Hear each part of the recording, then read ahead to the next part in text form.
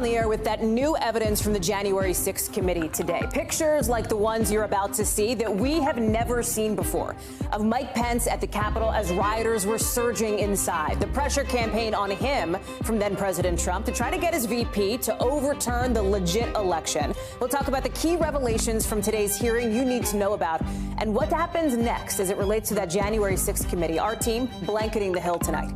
Plus, the Dow dipping under 30,000 points for the first time in more than a year, as President Biden says in a new interview that a recession is, in his words, not inevitable.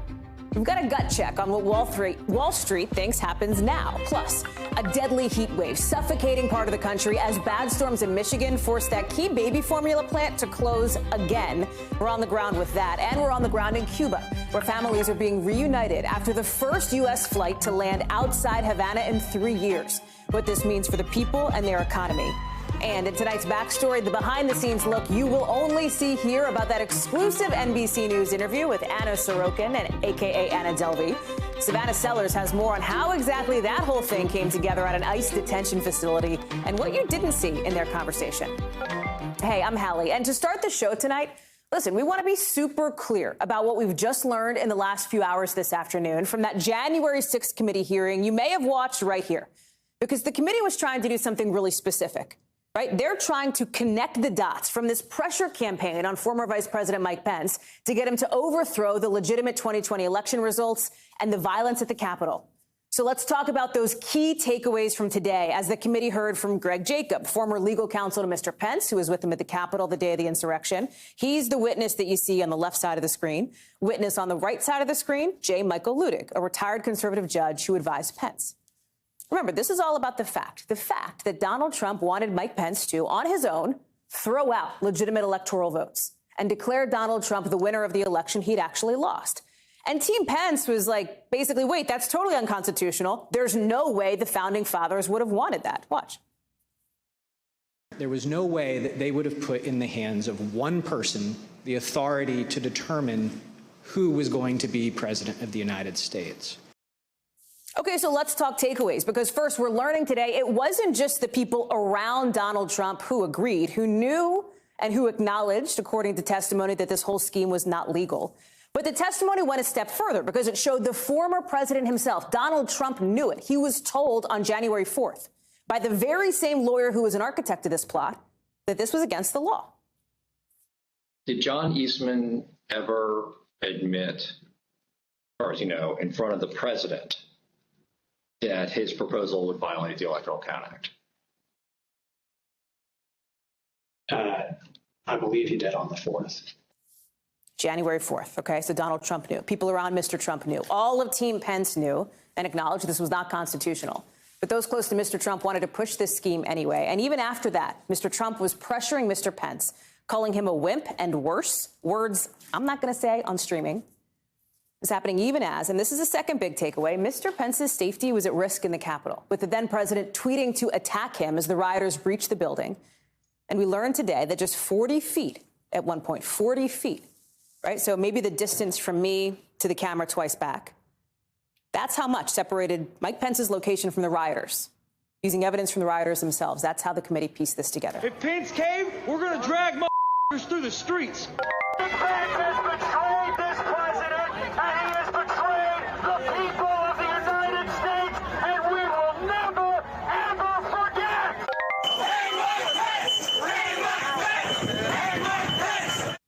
Those chants of hang Mike Pence there. And that brings us to the third big takeaway, the role of John Eastman, basically the architect of this plot, who was warned multiple times beforehand that going through with this scheme could lead to violence, and who asked for a pardon after the 6th. Why?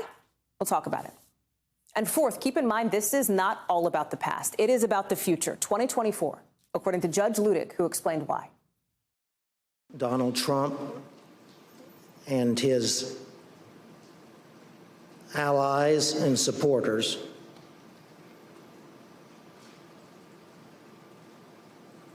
are a clear and present danger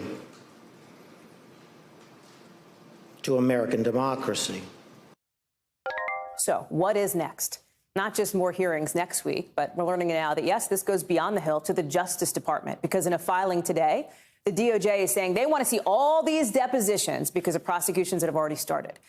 Okay. Lot to get to. We've laid it out. Your takeaways. Let's get into them. Hallie Vitale is joining us live from Capitol Hill. Chuck Todd is standing by for us in his studio. Hallie, let me start with you. Let's take this in three separate buckets. Bucket one. Yeah. Feels like everybody knew this was wrong, or at least acknowledged this was wrong, including the architect of this scheme itself, John Eastman, who, according to testimony today, acknowledged that if it ever went to the Supreme Court, they'd lose unanimously.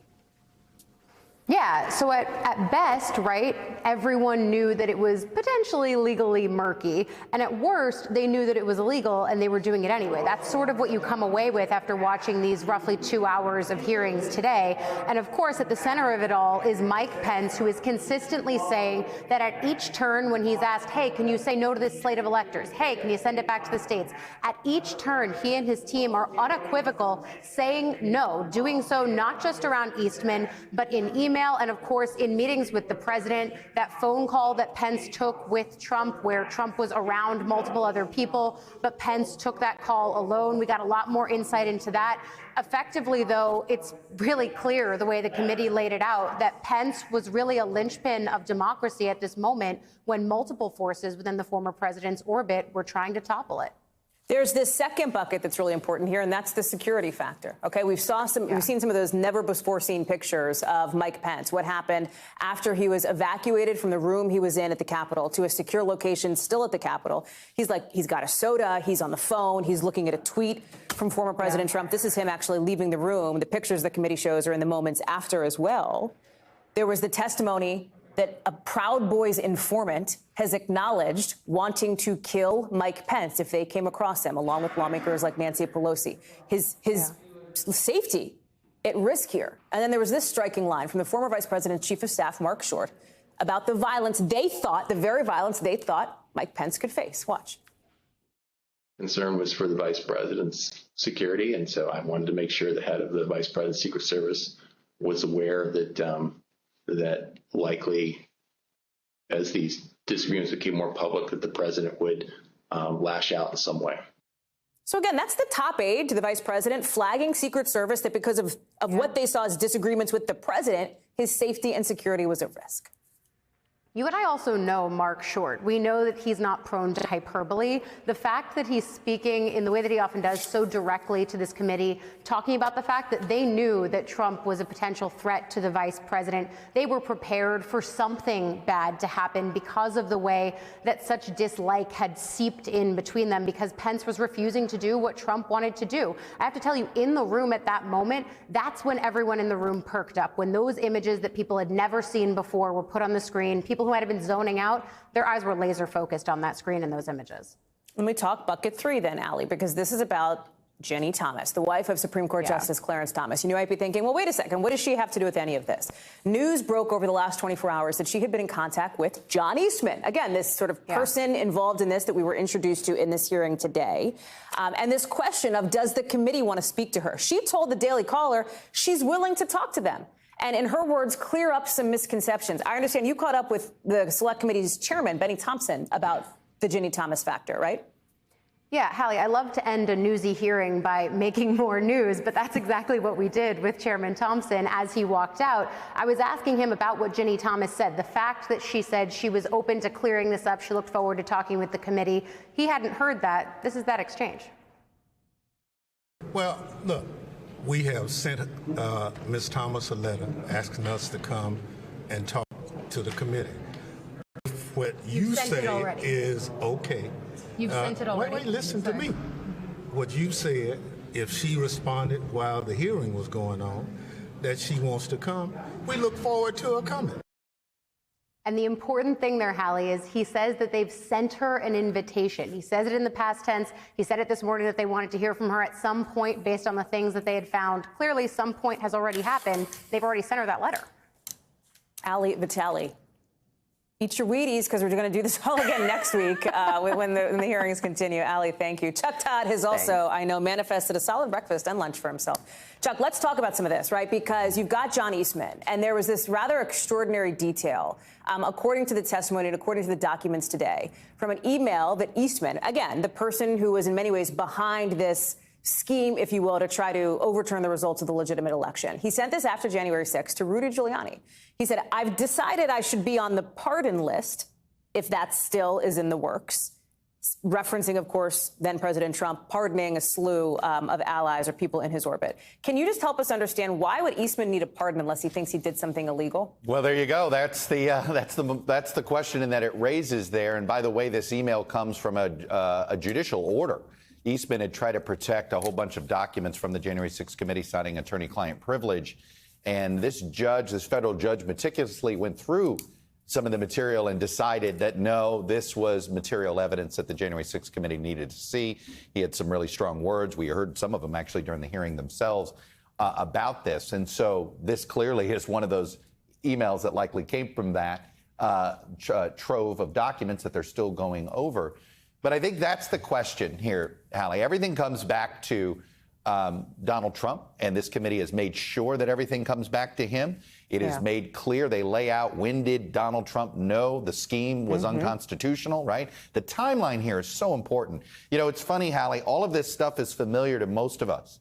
But when you start to put it together in the correct order, you suddenly see, oh, this was not happenstance. This was coordination. You suddenly see this was a real pressure campaign. And the threat of violence was not a bug, but a feature as part of the pressure campaign, considering, you know, the president knew what was happening at the Capitol and he sends the tweet anyway. So I think the open questions that I have are you know, is all of this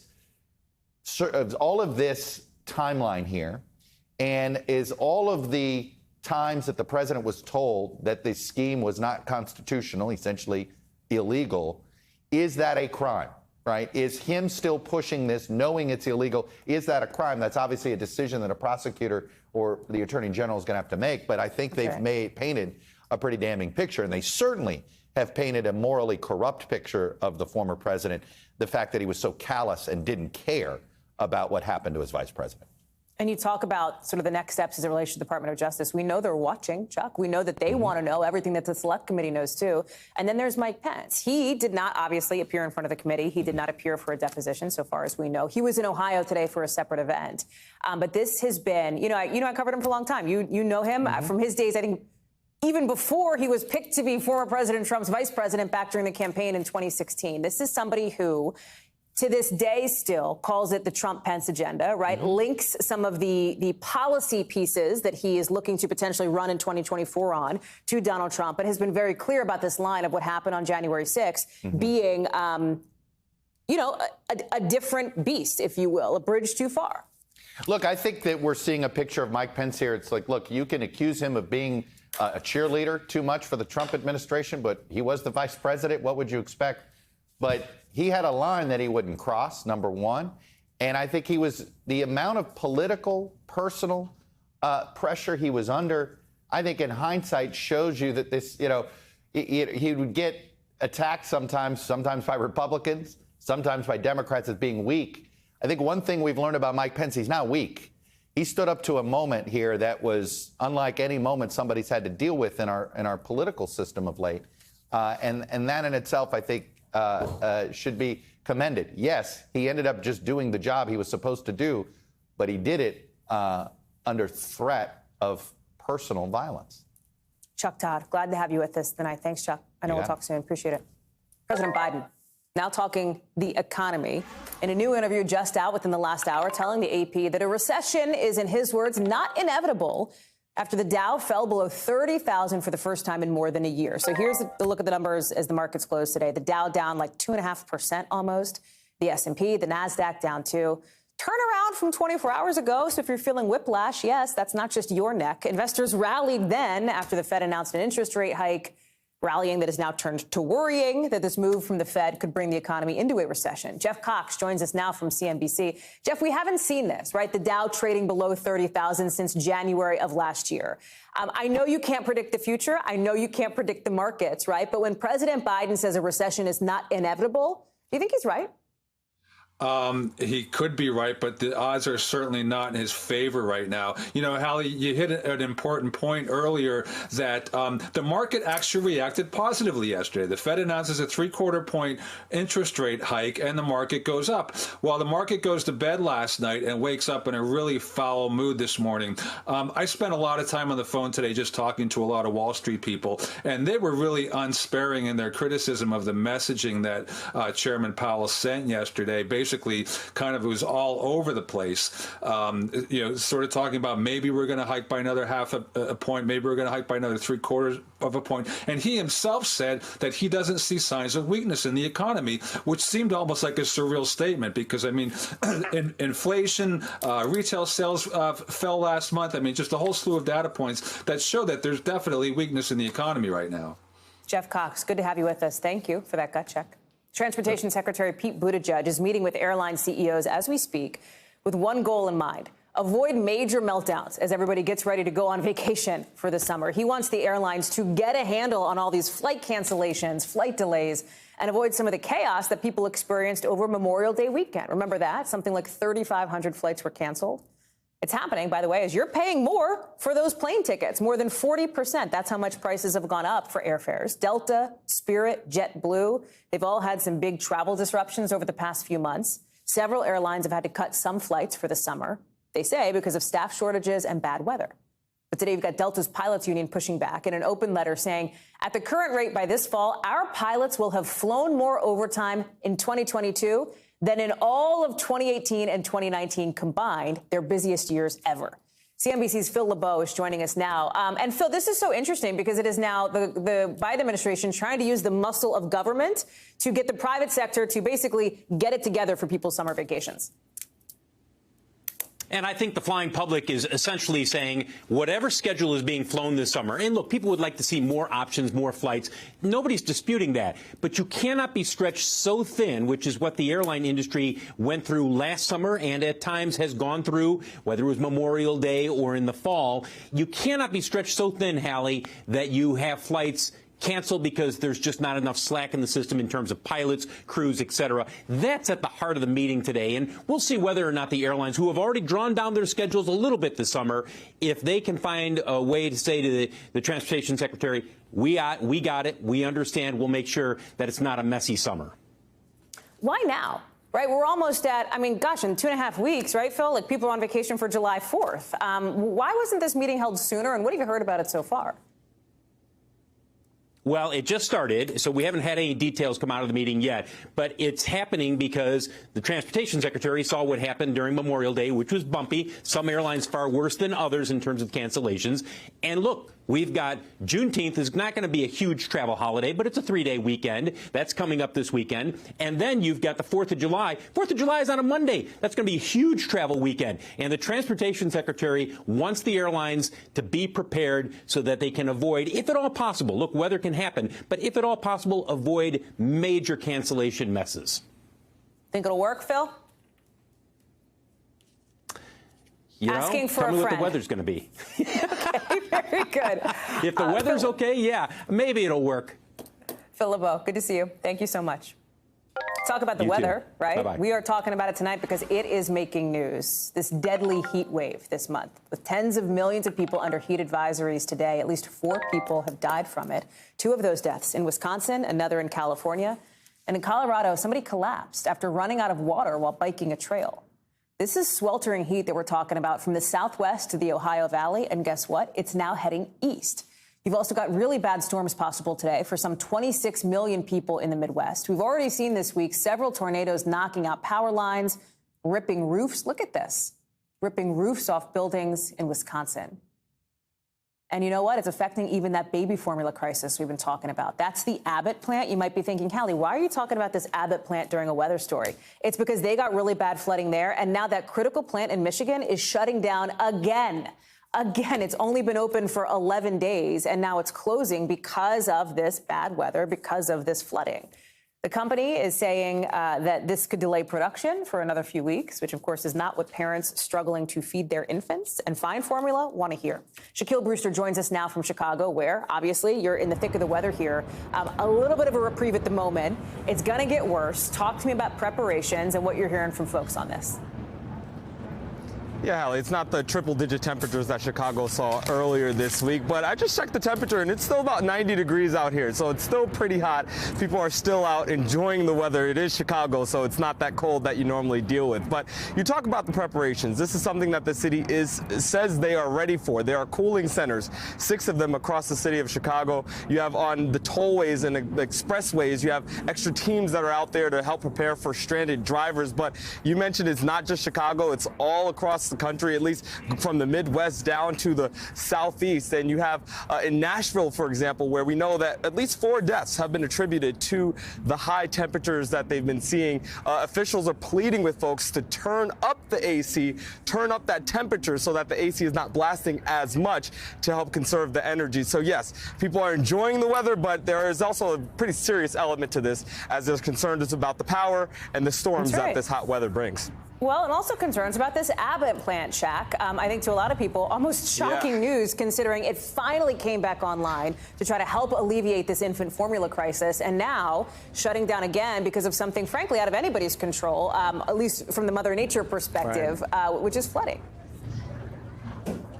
Yeah, and you have the FDA in a statement earlier today calling that an unfortunate setback, saying that this, of course, is a thing that they can't control. This is natural causes with the storm that passed through. They had heavy rain that dropped down about an inch in just an hour or so in that Sturgis area, including the area where the specialty formula was being produced. Abbott is saying, yes, they are pausing production for potentially a couple of weeks. They want to both clean the parts of the facility that got flooded, and then they need to test this formula to make sure that once it goes back out, it's safe for babies who will then have it. But they also say that they have ample supply of this specialty formula. So there's the thought, there's at least some relief there that this might not increase the problems that you're seeing out there with the formula supply. It's not going to help the issue, but at least there's concern and there's hope at least that it's not going to make that problem worse. Before I let you go, Yellowstone. We've talked about this a couple days. We saw from Miguel Almaguer, our colleague who was at Yellowstone, that there was this horrific flooding there. Yeah. A little bit of good news tonight, right? Bring us the silver lining. Some good news. There's potential that the parts of Yellowstone may open as early as next week. And if you look at the river levels there, while they're not at that record level that you saw, they are significantly lower. We reached out to our weather unit, and they say that they're expecting river levels to go up a little bit over the course of the weekend, but they are going to reach nothing like what we saw earlier this week, where you saw those pictures of Miguel with the rushing water there, the damage that was caused in the Yellowstone area. So some good news that the levels are lower, even though they're expected to go up a little bit. They're not going to reach those historic levels and won't reach that flood level that it was of such concern just earlier this week, Hallie. Shaq Brewster. I was going to say, not too bad in Chicago. Hot, but hopefully you can enjoy it before it gets too hot. Thanks, Shaq. Appreciate it. We're just finding out that the richest guy in the world is facing a humongous bananas lawsuit, $258 billion. That is so much money, right? It's a $258 billion lawsuit by a crypto investor who's accusing Elon Musk of running a pyramid scheme to support Dogecoin, I think is how you say it, right? Musk himself admitted to starting it as a joke to make fun of it, basically to make fun of cryptos. No response from Musk here, but it comes just hours after we got other Elon Musk news, because he's meeting today with Twitter staff ahead of that $44 billion takeover. He told the team he wants 1 billion, again, billion with a B, 1 billion active users. There's about 230 million now, so that's big growth that he hopes to see. And he says he will tolerate, quote, pretty outrageous tweets. That is a lot of people wondering what that means. CNBC is reporting he also assured employees on a video call they can work from home and that layoffs would depend on the overall financial health of the company. He also said he didn't need to be CEO. The source tells CNBC that most of the staff's reactions on Twitter's Slack message board were negative. Imagine that. Bad messages on Slack. One Twitter user with knowledge of the call summed it up with a tweet on the highlights, which included the answer to whether he'd ever seen an alien. He hasn't. The one question he didn't answer, will he actually buy Twitter? Jake Ward is joining me now with all the details. Let me lay this out right in the backdrop here, because a lot of people were like, okay, Elon Musk is having this town hall with Twitter employees. We're probably going to get some headlines out of it. If you had aliens on your Elon Musk bingo card, like, good for you, because this went in some directions that I think people didn't expect. That's right, Hallie. You shouldn't really be betting on anything around Elon Musk. And I have to say, I think of myself as a fairly busy person, but you know what I mean? Elon Musk, I mean, there's a lot going on in that guy's life right now. So that's right. Let's start first with this lawsuit, right? The Dogecoin, and you're right to say it that way. Thank you. Investor, I'm not a crypto says that basically. No, but that's the right way to do it. You're right. And, he basically says that he and others like him, so you can imagine he's going to be the lead plaintiff in what is going to wind up being a big class action, essentially lost about $86 billion over the course of Dogecoin's existence. It was invented in part as a joke, and its co-founders basically said that it was based on something called the greater fool theory, that you could pass on the idea of it to other people who are greater fools than you are.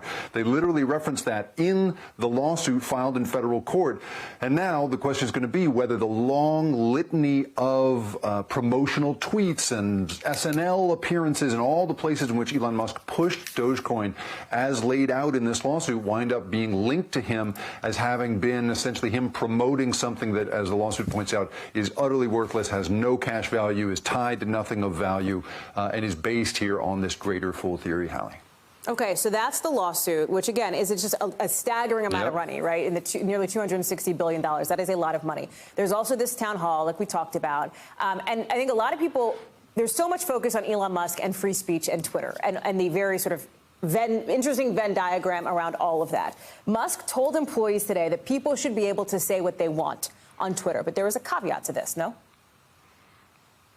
That's right, absolutely. And it's so interesting to be hearing him talk about this after everything we've watched in the January 6th hearings and the incredible damage that misinformation seems to be able to do, right? It's amazing to hear him then go on in this meeting talk about things like anyone should be able to say anything they want within the law. He talked about the caveat of not amplifying those things. He said, freedom of speech is not freedom of reach, which is a phrase sort of popularized by researchers around this stuff. He also, though, interestingly said that people should be able to get the blue check mark next to their name that denotes them as a verified user of Twitter. Currently, it's awarded to people based on their academic credentials or their journalistic credentials. He thinks people should be able to buy that verified status. I'm not sure how you square the idea that people shouldn't be amplified unless they're solid. But, the whole thing is just so interesting because you see this guy sorting through the issues around Twitter almost in real time. And at the same time, he's saying, I want to grow it to the size of WeChat, right? The huge, all-purpose platform in China. I want to grow it to the engagement levels of TikTok, right, which has taken the world by storm. All of that really suggests that once he acquires it, if he does, and he takes this thing private, he has big, big plans, and it's not at all clear that they square with what so many people working at Twitter signed up for, Hallie. Jake Ward, so good to see you. Thank you for that. Appreciate it. NBC is getting some new details now about how President Biden apparently thought his Secretary of State and his Defense Secretary may have gone too far when they said they wanted to see the U.S. win against Russia. Excuse me, Ukraine win against Russia in Ukraine. This happened during a visit to Kyiv back in April. This was the trip we're about to show you when those comments were made. That was it. But we're only learning now that right after this meeting that you're looking at, President Biden called these two to say, you shouldn't have said that because it might increase the risk of U.S. and Russia getting into a direct confrontation. It comes as we're hearing from the family of one of the two U.S. veterans who volunteered to go fight in Ukraine. Alex Drueke and Andy Tynaquin, both from Alabama, have not been heard from since last week. NBC News spoke with Druke's mother, Lois. Here she is, remembering the last conversation that she had with her son. He wrote and said, I'll be going dark tomorrow and possibly the next day. And I wrote back, stay safe, and I love you. And he wrote back, he wrote back, I love you too. And that's the last I heard from him. You can see the emotion there. Ali Rosie is joining us now live from Kyiv. And let me start there with these missing veterans. The State Department said today that there were 3 missing Americans in Ukraine, including the 2 that we just mentioned. What else do we know about the circumstances here? Anything? Hey, Hallie, we know very little. Look, the State Department haven't confirmed it. They say they're following the case very closely and they're in constant contact with the Ukrainian authorities. But because of privacy issues, they can't say anything else on the matter. So what we know about it is mostly from the Telegraph newspaper that, you know, the last time Druki had a contact with his family, which you just played, was on the 8th of June. On the 9th of June, they got into some very heavy fighting just outside Kharkiv, and the Telegraph says that one of their fellow fighters, an unnamed fighter, says that's when they were taken in by the Russians. And that's all we really know right now. Interestingly, Hallie, we haven't heard anything from the Russians. So, you know, we're expected that if they are indeed in Russian custody, they'd really want to play that up for propaganda purposes within Russia and maybe use them for political gain as a pawn or something. And also very concerning, Hallie, I spoke to a Ukrainian soldier today who had been in a Russian POW camp, and he was saying the conditions there were just appalling. The conditions they lived in and the way they were treated was just really horrifying. So there are obviously serious concerns that if they are in Russian custody, what circumstances they're living under and how they're being treated by the Russians. And then there's this NBC News reporting from our colleagues, including Carol Lee, Courtney Cuba, Andrea Mitchell, and others, about President Biden apparently thinking that his defense secretary, Lloyd Austin, his Secretary of State, Tony Blinken, might have been setting unrealistic expectations about the war in Ukraine. What else do we know about that? That's right. He says that he thought they went too far, saying that, you know, they're going to do everything to help Ukraine win this war. Apparently, he told them to dial back that rhetoric because they're probably seeing this as a war of attrition, that it may go on for a very long time like this, that Russia makes slow but steady gains. And he was apparently scared that this may draw the U.S. closer into a battle with Russia. But I can tell you, the comments here in Ukraine were really disappointing because the Ukrainians really depend on U.S. support more than anything else. They loved Biden's speech in Poland. They thought it gave them a lot of support. So they were pretty shocked that he had said these things. And, you know, they were always been very disappointed with Macron. Macron has said all the wrong things as far as Ukraine has been concerned, you know, that it may take decades for Ukraine to join the European Union, that Russia mustn't be humiliated, but they weren't expecting this lack of support from the U.S. And the fear here is that, you know, people are getting tired in America and support may dwindle for them in Ukraine. And if they lose American support, that would be the biggest loss for them. So there is a little concern here that maybe the U.S. is backing off, but, you know, at least they got that $1 billion worth of aid yesterday, military aid. That was a big boost to them. They hope that's not going to dry up. Ali Arouzi, glad to see you. Thank you. Appreciate that reporting. Coming up here on the show, a lot more to get to, including Kevin Spacey making his first court appearance in the UK today on sex assault charges. We're live in London. Plus, Beyonce's big announcement that has the internet ablaze. We're going to talk about it in the 5 things. Stay with us.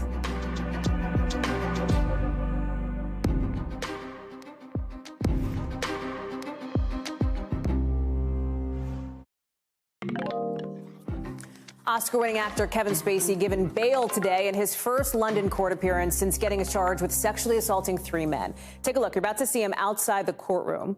This is him today. There he is. The hearing went for a little over an hour. His lawyer says he strenuously denies all the allegations against him. Spacey is being allowed to come back to the U.S. He's due back in court London next month for a plea hearing. The alleged assaults all happened in England between 2005 and 2013. Matt Bradley is with me now. So, Matt, today was kind of more procedural, right? But his lawyer said that Kevin Spacey was determined to establish his innocence. What's standing out to you from this today? Yeah, I mean, only 2 things really, Hallie. As you said, this was really procedural, very administrative. The main thing was that Spacey didn't actually give a plea. He didn't say that he was pleading guilty or not guilty. That's because this case is getting kicked up to a Crown Court, the kind of court that normally deals with rapes and murders and charges that could yield a sentence of longer than 10 years. So it just goes to show how serious the situation is for Mr. Spacey. But another thing was that bail arrangement you mentioned. You know, here in the UK, we don't have cash bail like in the States, so he didn't have to pay any money. But he was able to argue that because he voluntarily showed up, crossed an ocean to face these charges, that the court can trust him. And his lawyers also argued that because his work and his family are all in the States, he should be allowed to travel just about everywhere he wants, whenever he wants to, between now and the time he has to appear in court next, which is 4 weeks from now. So really just goes to show he has a lot of freedom while he's still facing all these trials. Hallie? You talked about the next court appearance 4 weeks from now, right? We think this is going to be unfolding over the course of, weeks and months, if not longer, not a matter of days. Talk about what we should be looking for as far as the next steps in this, Matt. I mean, this could take more than a year, is the fact of the matter. And it's unclear exactly where it's going to go because, as we've already seen, this is a slow process. I mean, we had a pretrial hearing today. We didn't even hear a plea. So this is going to take quite a while.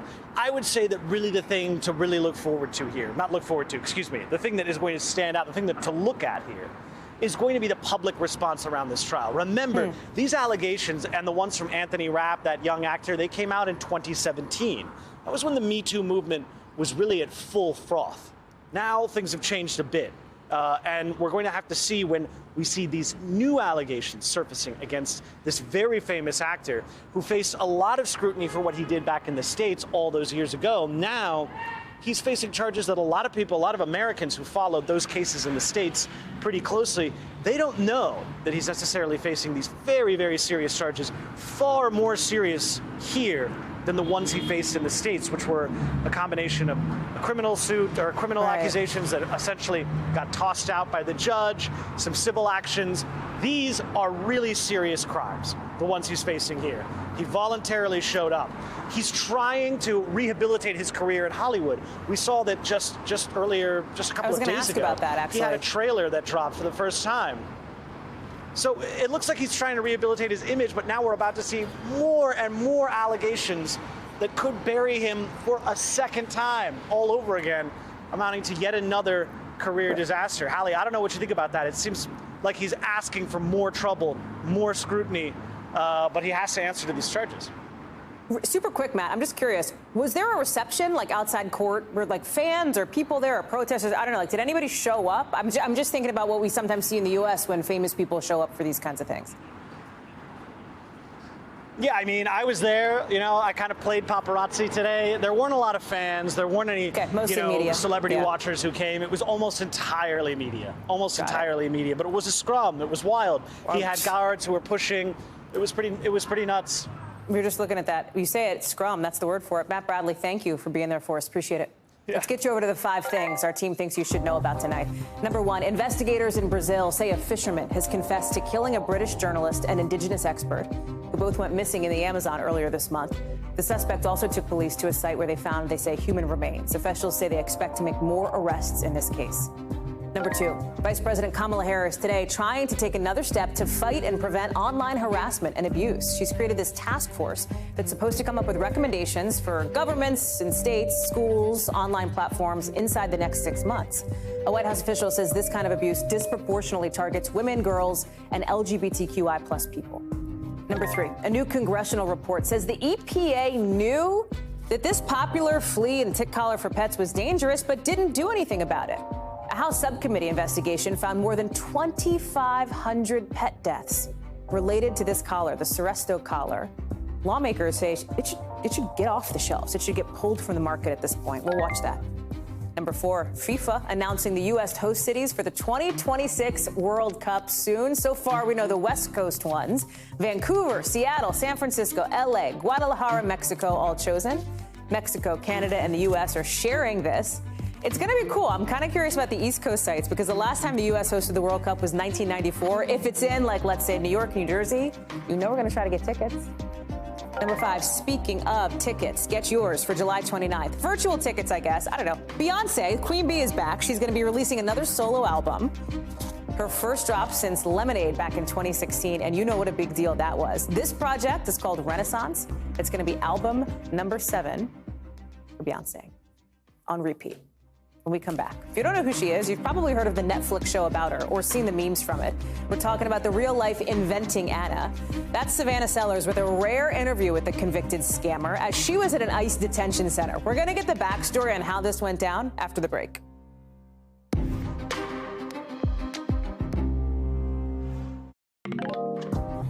Time now to get the backstory, our behind-the-scenes look at how a story comes together and how it fits into our bigger picture.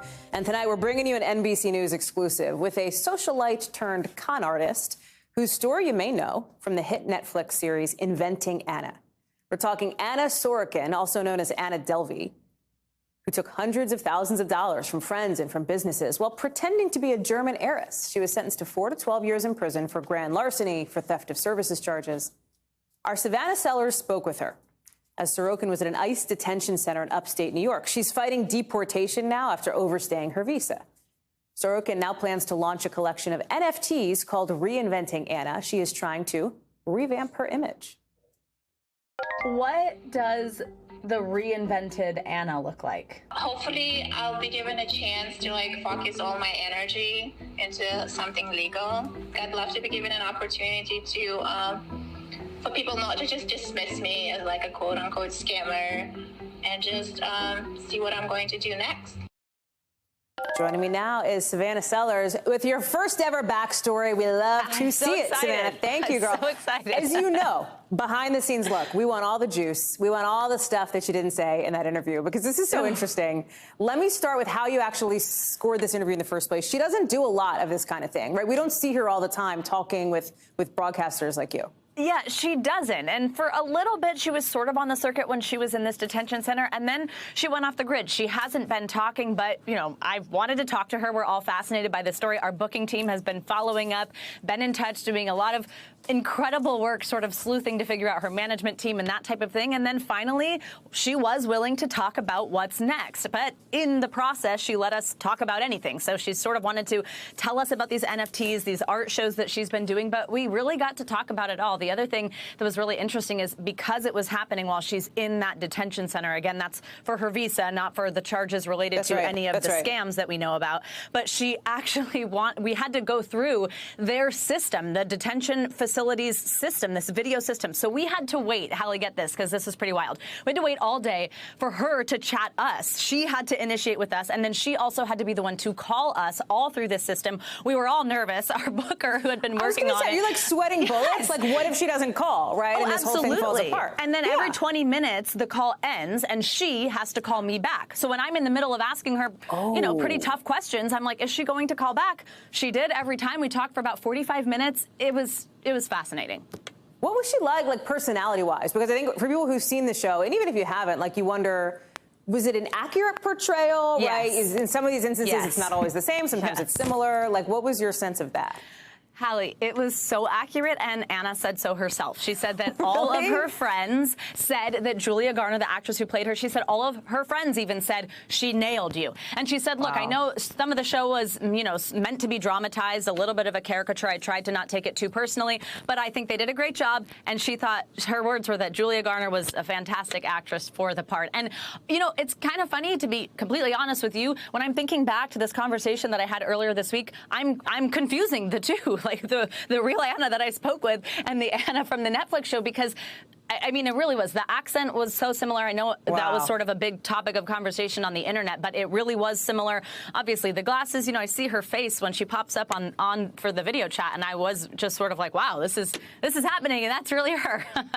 A lot of the show talked about some of the hoops that journalists had to jump through to try to get some straight answers from her. And I wonder, as you're prepping for this interview, and people know that there's a lot of prep that goes into these kinds of things, how did you navigate that? Did you think about the fact that, well, wait a second, I've seen, based on the show, what has happened before, I've read other interviews with her, how did that affect the way that you got ready for this discussion?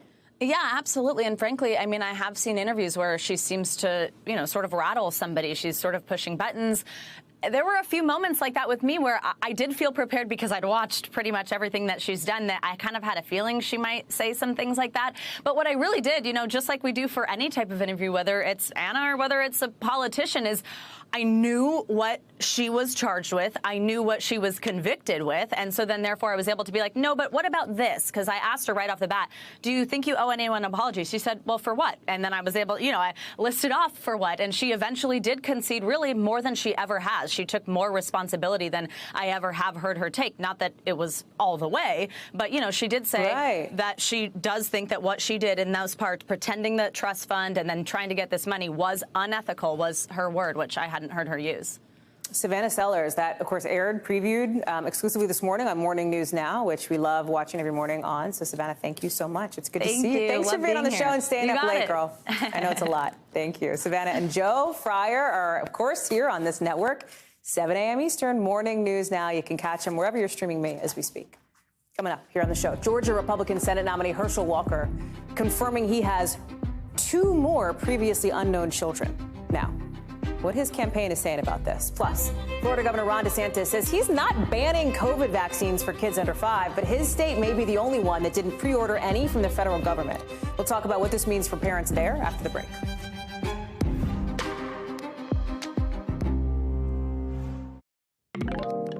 NBC News covers hundreds of stories every day, and because you couldn't possibly read or watch or listen to them all, our bureau teams have done it for you. This is what they tell us is going down in their regions in a segment we call The Local. From our Southeast Bureau, Herschel Walker, the Republican nominee for Senate in Georgia, now says he has 4 kids, confirming he has 2 more children than were previously known about publicly after members of the media reported on them. Remember, 24 hours ago yesterday, we told you he acknowledged having another son he doesn't talk about publicly. Before this week, he'd only mentioned 1 son. In a statement obtained by NBC News, Walker said he has never denied his children. Walker has been openly critical about black absentee fathers. From our New York Bureau, incredible new video. Look at this, showing a Long Island 17-year-old rescuing somebody whose SUV plunged into a bay. So you just saw what happened when the driver, accidentally steps on the gas. You see somebody jump in. Her car goes in the water. This teenager jumps in, opens the driver's door, gets her out. It is absolutely stunning, an incredible act of heroism. From our West Coast Bureau now, Michael Avenatti pleading guilty to federal wire fraud and tax charges in California today. The AP reports Avenatti could face more than 80 years in prison with this plea. He is already serving time for crimes against Nike and his former client, Stormy Daniels. To Florida now, where Governor Ron DeSantis there is today defending his state's decision not to pre-order any COVID vaccines from the federal government for kids under 5. DeSantis says he's against the shots because he claims COVID vaccines have not gone through enough testing. We'll talk about that in a second, but listen to what he said earlier. The risks outweigh the benefits, and we recommend against. That's not the same as banning it. I mean, people can access it if they want to. A person familiar with this tells us that Florida is the only state that has not pre-ordered this shot. The FDA and the CDC, as you know, are expected to greenlight the vaccine soon, since shots in arms could happen as soon as next week. But families with kids under 5 in Florida may be left in limbo because the state is leaving it up to individual doctors to request vaccines directly from the Biden administration. I want to bring in now Dr. Kavita Patel to talk about this because, Dr. Patel, help us understand this. Is Florida following federal public health recommendations, and what are parents there supposed to do now? No, I mean, Hallie, this is beyond kind of not following health recommendations. The clip you just showed with the verbal overlay from the governor is an outright lie. As a doctor in Florida, you have to get your vaccine supply generally from the state. There are about 200 clinics and retail pharmacies that can get supply directly from the feds, but that is nowhere near sufficient to cover the approximate 1.2 million children under the age of 5 who are eligible for a shot in the state of Florida alone. So this is incredible. The American Academy of Pediatrics in Florida is going to put out a statement. Every doctor, doesn't matter what kind, should cry out against this because it is taking away fundamental choice. Families I've talked to are going to drive out of state. Think of how large Florida is. Drive out of state to try to get their kids vaccinated. That's insane. Reality check here, right, from what Governor DeSantis said, and I said we're going to talk about it when we need to. He says, you know, it's risky, this COVID vaccine. We've talked about on this show, Dr. Patel, the multiple panels, the multiple experts that are assessing this shot, the data that was submitted and then resubmitted, et cetera, et cetera. be our definitive voice on this as far as the safety of this vaccine. Yeah, the way to be definitive is to not just point to the data, Hallie, but to actually point at what has happened to children under the age of 5 in the absence of a vaccine. We have had thousands of hospitalizations, hundreds of deaths, all largely preventable if we had access to a vaccine. Now, on the flip side, to the point about safety, let's look at the safety. Let's talk about it.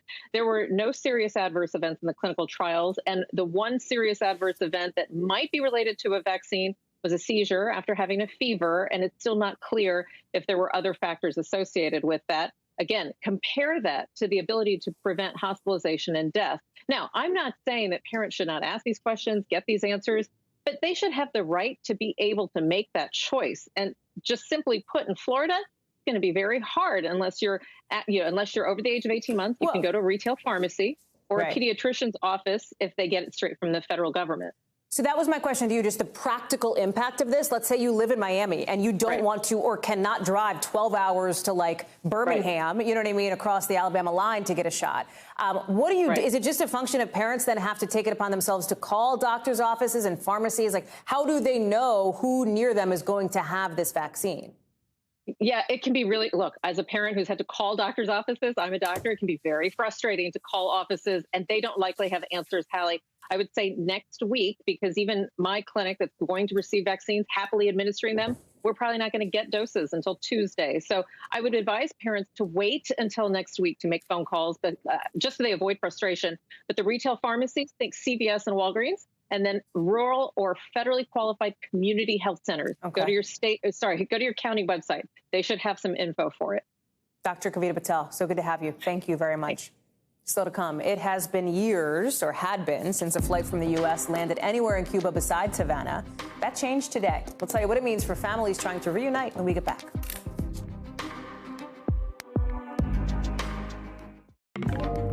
Just within the last few hours, families based in the U.S. got to reunite with loved ones in Santa Clara, Cuba, the first U.S. flight to land outside of Havana since 2019.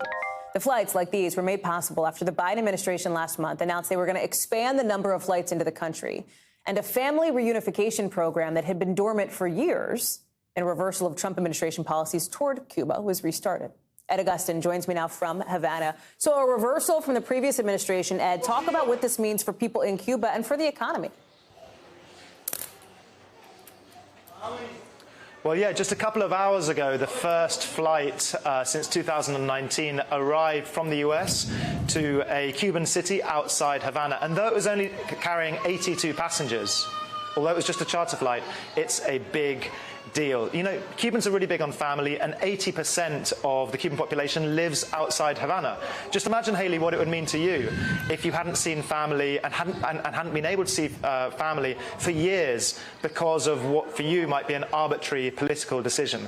This is what millions of Cubans have been through while they've been estranged from their family. You know, millions of Cuban Americans in the US, many of them wanted to visit for the last 3 years. This is what this flight represents, hope for being able to reunite with family. And I'm sure there'll have been lots of warm embraces, hugs and kissing and tears at the airport. I think the other thing we've got to underscore is how much of a vital economic lifeline these flights are. You know, I've been traveling a little bit throughout the pandemic, and every time I get into Havana Airport, it's pandemonium, because the economic situation here is so grim that the government has allowed people to bring an unlimited amount of suitcases of food and medicine into the country, and it's pandemonium.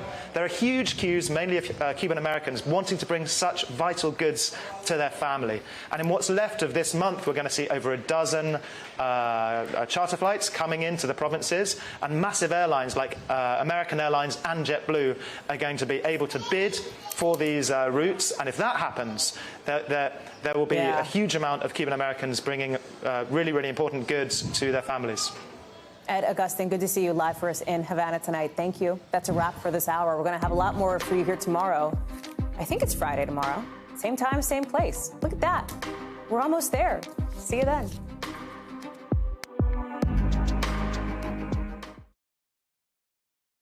Thanks for watching our YouTube channel. Follow today's top stories and breaking news by downloading the NBC News app.